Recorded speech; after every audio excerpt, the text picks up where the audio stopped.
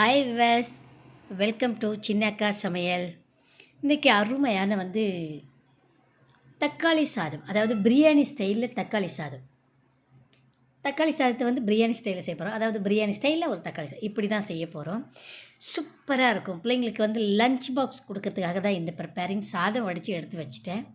நான் மோஸ்ட்லி பார்த்திங்கனாக்கா புழுங்கல் அரிசி தான் பயன்படுத்துது. ஸோ புழுங்கல் அரிசி வடித்ததுமே அது மேலே லேசாக ஆயில் போட்டிருக்கேன். ஏன்னா சாதம் ஒன்றோட ஒன்று ஒட்டக்கூடாது. அதனால் வேண்டி பாருங்கள், கடாயில் எண்ணெய் வச்சு பட்டை லவங்கம், அன்னாச்சி மராட்டி நான் பயன்படுத்தலை, ரொம்ப ஓவர் டேஸ்ட் இருக்குது அப்படிங்கிறதுனால. ஸோ பட்டை லவங்கம் போட்டாச்சு, பிரிஞ்சி இலையும் போட்டு வெங்காயம் நல்லா அதை கண்ணாடி பதத்துக்கு வணக்கிட்டு கொஞ்சம் வாசனைக்காகவும் டேஸ்ட்டுக்காகவும் கொஞ்சமாக பச்சை மிளகாய் போட்டு ஒரு மஞ்சத்தூள் கொஞ்சம் போட்டு நல்லா கலரிட்டோம். நல்லா வதங்கினதுக்கப்புறம் பார்த்திங்கனாக்கா வழக்கமாக பயன்படுத்துகிற மாதிரி கொஞ்சமாக இஞ்சி பூண்டு பேஸ்ட் போட்டு நல்லா வணக்குவோம். இஞ்சியோட அந்த இஞ்சி பூண்டு பச்சை வாசம் போகிற வரைக்கும் நல்லா வணக்கிட்டு பொடியாக நறுக்குன தக்காளி எடுத்து வச்சுக்கோங்க. இது சூப்பராக இருக்கும். அதாவது எமர்ஜென்சி பிள்ளைங்க டக்குன்னு ரெடி ஆகிட்டாங்க, இல்லை காலம்பறையே சீக்கிரம் புறப்படணும், பிள்ளைங்களுக்கு ரெடி பண்ணணும் அப்படிங்கிறதுக்காக செய்ய வேண்டியது தான் இது. சாதம் வடிச்சிட்டோமா டக்குன்னு வணக்கி எடுத்து கொடுத்தோம்னாக்கா மதியம் சூப்பராக இருக்கும். பசங்க விரும்பி சாப்பிட்ற மாதிரி அவ்வளோ டேஸ்டியாக இருக்கும். தக்காளி, நாட்டு தக்காளி தான். தக்காளி கொஞ்சம் எடுத்துக்கிட்டு, நாட்டு தக்காளி ரொம்ப புளிப்பு இருக்கும், ஓரளவுக்கு கொஞ்சம் பார்த்து நான் எடுத்துகிட்டுருக்கேன். எடுத்துகிட்டு பாருங்கள், இப்போ நல்லா அந்த தக்காளியோட பச்சை வாசங்கிறத விட தக்காளியோட அந்த ஈரத்தன்மையே போகிற அளவுக்கு நல்லா வதக்கிடுவோம். அப்படி வதக்கினா அது அந்த பிரியாணியான அந்த டேஸ்ட்டை நமக்கு கொடுக்கும். இது அவ்வளோ சூப்பராக இருக்கும். பிள்ளைங்க மதியம் சாப்பிடும்போது பார்த்திங்கனாக்கா சாதம் ரொம்ப ட்ரையாக இல்லாமல் சூப்பராக இருக்கும், சாஃப்டாக இருக்கும் சாப்பிட்றதுக்கு. கண்டிப்பாக உங்களுக்கும் பிடிக்கும். பிடிச்சிருந்தால் ஒரு லைக் கொடுங்க, உங்களோட கருத்துக்களை கமெண்டில் பதிவிடுங்க. சப்ஸ்கிரைப் பண்ணவங்க ஷேர் பண்ணுங்கள், சப்ஸ்கிரைப் பண்ணாதவங்க சப்ஸ்கிரைப் பண்ணுங்கள். மறக்காமல் பக்கத்தில் இருக்கிற பெல் பட்டனை அழுத்துங்க. பதிவுகள் உடனே உங்களை சேரும். தக்காளி நல்லா வதங்கிடுச்சிங்க. வதங்கினதுக்கப்புறம் பார்த்திங்கனாக்கா கொஞ்சம் அதாவது இப்போ இந்த மசாலுக்கு தேவையான அளவுக்கு கொஞ்சம் சால்ட்டு, அதுக்கு தேவையான அளவுக்கு சால்ட்டு, வெறும் மிளகாத்தூள் தான் பயன்படுத்தின்னு நான் வேறு எந்த மிளகாத்தூள் பயன்படுத்த, வெறும் சில்லி பவுடர் போட்டிருக்கேன். அப்புறம் பார்த்திங்கனாக்கா கொஞ்சம் கரம் மசாலா போட்டு நல்லா வதக்குவோம். நல்லா வதக்கிட்டு இந்த ஈரத்தன்மை, அந்த மொத்த தக்காளியோட அந்த ஈரத்தன்மை போய்ட்டு எண்ணெய் பிரிஞ்சு வர்ற வரைக்கும் நம்ம வதக்கலாம். நல்லா வதக்கிட்டு நமக்கு தேவையான அளவுக்கு கொஞ்சமாக தயிர் கொஞ்சமாக பயன்படுத்திக்கலாம். ஏற்கனவே பயன்படுத்தின்னு இருக்கிறது நாட்டு தக்காளி, அதனால் கொஞ்சம் தயிர் டேஸ்ட்டுக்காகத்தான். டேஸ்ட்டு ப்ளஸ் அந்த சாப்பாடு ரொம்ப ஸ்மூத்தாக கிடைக்கும் நமக்கு. அதனால் நல்ல தயிரை நல்லா கொதிக்க விட்டு அதனுடைய ஈரத்தன்மையை இருக்கிற வரைக்கும் நல்லா நம்ம கொதிக்க விடலாம். இப்படி நம்ம செஞ்சு கொடுக்கும்போது பார்த்திங்கனாக்கா வழக்கமாக பசங்க டிஃபன் பாக்ஸ் மீத்தியெல்லாம் கொண்டு வர மாட்டாங்க. நல்லா சாப்பிட்ற மாதிரி இருக்கும், அவ்வளோ டேஸ்ட்டாக இருக்கும்.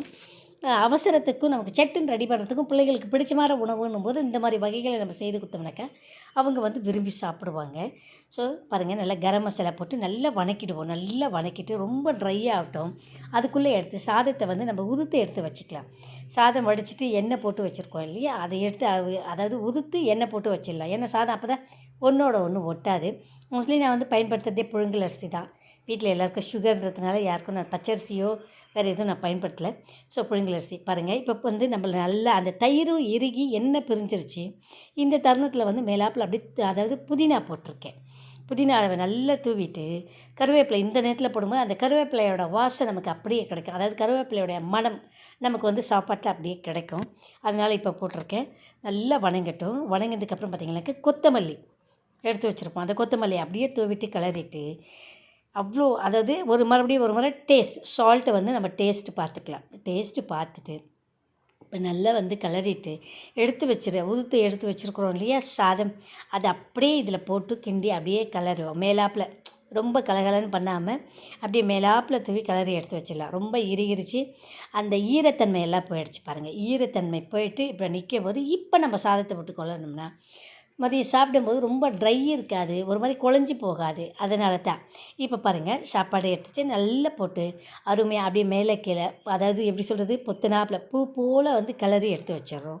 அப்படியே கிளறி எடுத்துகிட்டு கொஞ்சம் நேரம் மூடி போட்டு மூடிட்டு பிள்ளைங்களுக்கு பாக்ஸுக்கோ இல்லை சாப்பிட்றதுக்கோ கொடுத்து பாருங்கள், அவ்வளவு டேஸ்ட்டாக இருக்கும், சூப்பராக இருக்கும். அருமையான டேஸ்ட்டில் ஒரு பிரியாணி ஸ்டைலில் ஒரு தக்காளி சாதம், இல்லை தக்காளி சாதம் பிரியாணி ஸ்டைலில் பிரியாணி மாதிரி செஞ்சுருக்கோம் இல்லையா, சூப்பராக இருக்கும். நீங்களும் செய்து சாப்பிட்டு பாருங்கள்.